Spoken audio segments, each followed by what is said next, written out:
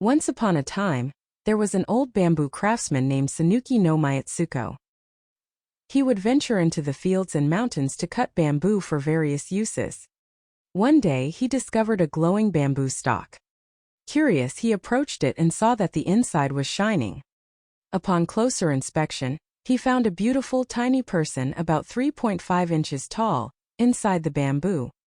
The old man said, "I work in this bamboo forest every day, so I had a feeling you were meant to be my child." He gently took the tiny person in his hand and brought her home, entrusting her to his wife to raise.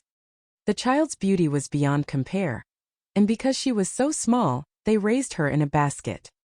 After finding this child, the old man began to find bamboo with gold inside it every time he cut bamboo, making him very wealthy. As they raised the child, she grew rapidly. After about 3 months, she had grown to a suitable size, so they arranged a hair-tying ceremony and dressed her in fine clothes. They raised her with the utmost care like a sheltered daughter.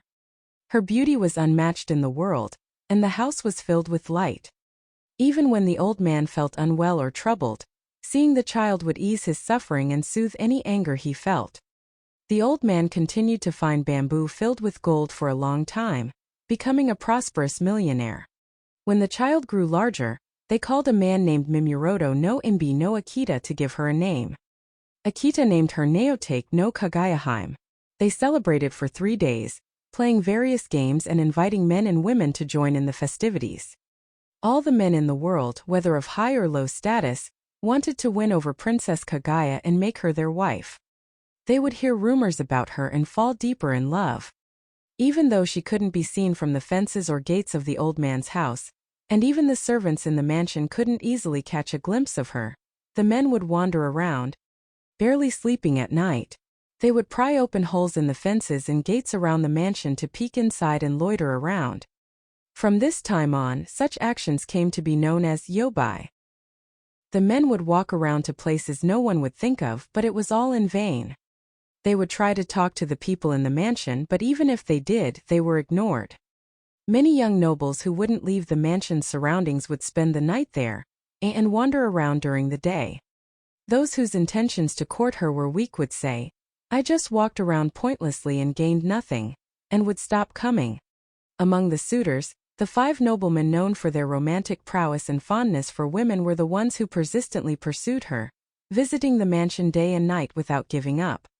These 5 were Prince Ishitsukuri, Prince Kuramochi, the Minister of the Right Abe no Myoshir, the Major Counselor Otomo no Miyuki, and the Middle Counselor Isanokami no Maritari.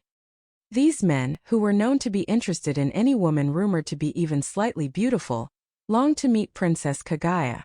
They wandered around the mansion without eating, hoping to catch a glimpse of her, but to no avail. They sent letters without receiving replies and composed lamenting poems without getting responses.